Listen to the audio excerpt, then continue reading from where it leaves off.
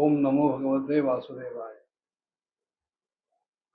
आपला परिचय देऊन झाला आणि जडभरत राजा रघुगणाला या संसाराचं वास्तव काय आहे, खरं चित्र काय आहे ते समजावून सांगतात. ते म्हणाले, दुरत्ये ध्वन्य जया निवेशतो रजसमस्तत्व विभक्त कर्मदृक सयेष सार्थोर्थ परः परिभ्रमण अवाटवी यातीन शर्मविंदती. हा संसार, हा भव म्हणजे जणू काही एक जंगल आहे, घनदाट जंगल आहे. ह्या संपूर्ण जीवसमूह जो आहे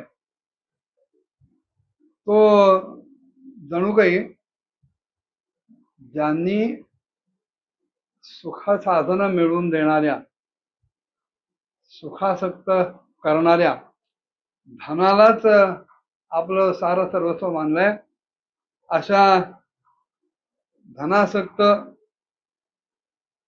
व्यापाऱ्यांच्या टोळक्यानं जसं इकडे तिकडे सतत भटकत राहावं, फिरत राहावं, तसा हा जीवसमूह या संसार रूप अरण्यामध्ये म्हणाले भटकत असतो.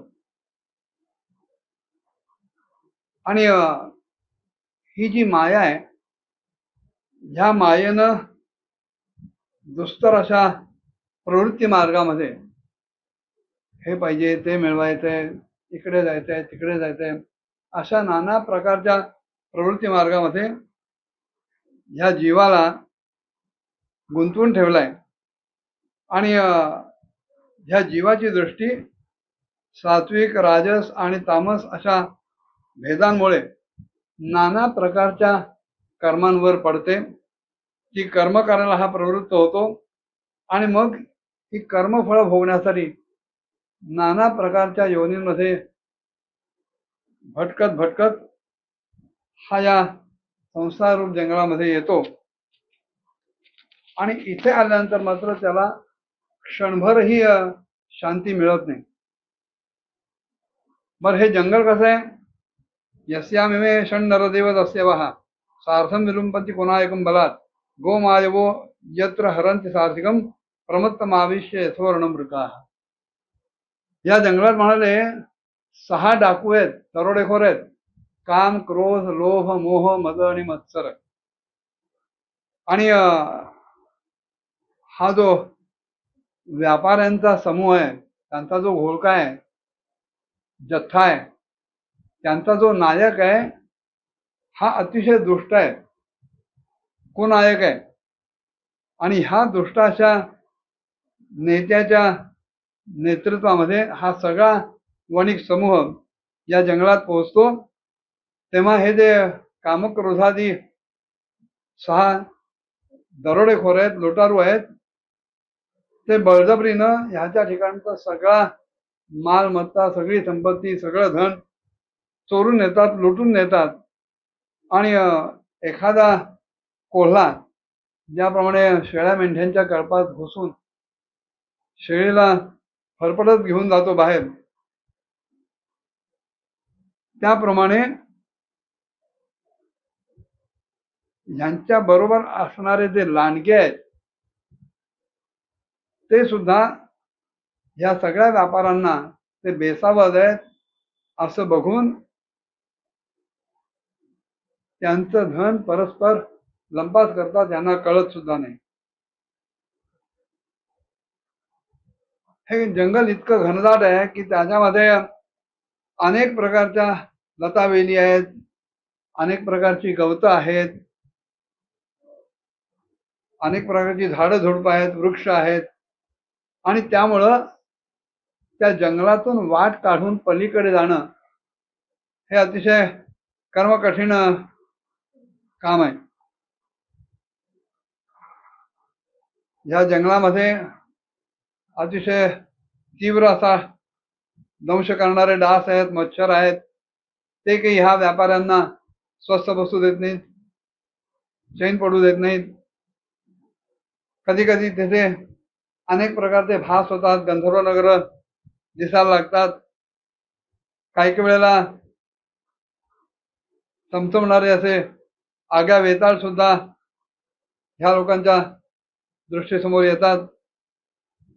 आणि हा जो व्यापाऱ्यांचा जथ्था आहे तो त्या वनामध्ये राहण्यासाठी चांगली जागा, पिण्यासाठी चांगलं पाणी किंवा धनामध्ये आसक्त होऊन आपलं धन कोणी लुबाडू नये म्हणून अतिशय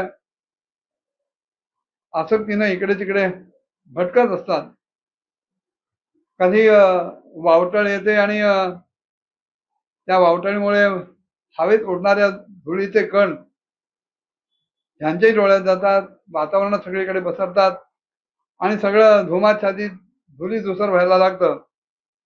आणि ह्या लोकांना मग दिशा सुद्धा कळत नाहीत, दिशाहीन होतात. आणि मग अशा वेळेला चटकन न दिसणारे टोळ, त्यांची धाड, त्यांचे आवाज हे सगळं ऐकू येतं. कुठे घुबडांचे आवाज ऐकू येतात आणि मग हे घाबरे घुबरे होतात, व्यथित होतात. कधी यांना भूक त्रास द्यायला लागते आणि मग भुकेल्या पोटी कुठल्या तरी वृक्षाचा आश्रय घेतात.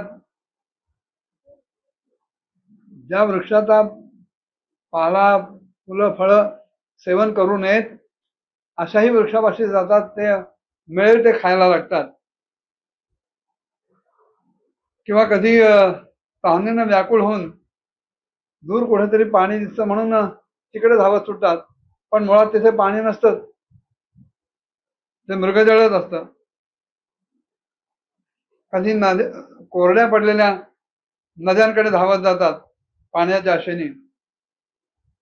आणि काही वेळेला अन्न न मिळाल्यामुळं आपसांमध्ये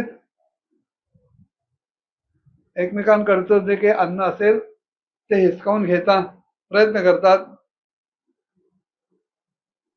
त्या अरण्यात जेव्हा वणवा पेटतो त्यावेळेला त्या वणव्याच्या आगीत होरपळतात आणि काही वेळेला हे यक्षलोक यांचे प्राण सुद्धा खेचून घ्यायला येतात आणि मग यांना अतिशय दुःख होतं, ते खिन्न होतात.